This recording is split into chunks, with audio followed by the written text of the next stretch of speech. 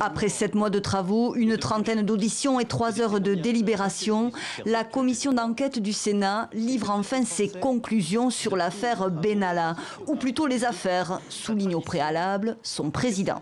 Il n'y a pas une affaire Benalla. Il y a une affaire de la Contrescarpe et du Jardin des Plantes, une affaire du permis de port d'armes irrégulier, une affaire de contrat russe, une affaire de passeport diplomatique, une affaire d'émission d'un chargé de mission dans le bon fonctionnement de la sécurité présidentielle. Un rapport explosif qui pointe des dysfonctionnements majeurs au sommet de l'État français.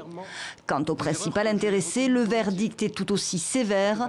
Alexandre Benalla est accusé d'avoir menti lors de ses auditions devant les sénateurs.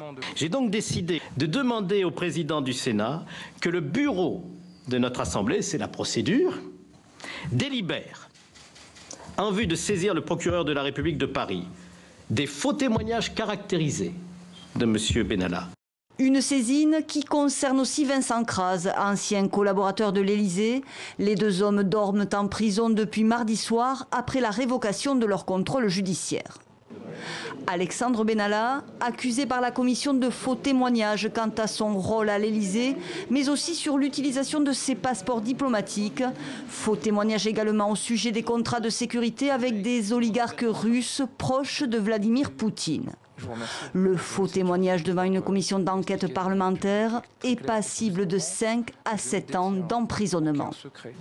Un nouvel épisode dans la saga Benalla qui vise aussi, selon les sénateurs, 3 des plus proches collaborateurs du chef de l'État, notamment son secrétaire général Alexis Kohler et son chef de cabinet Patrick Strozza, entendus par le Sénat dans le cadre de ses investigations.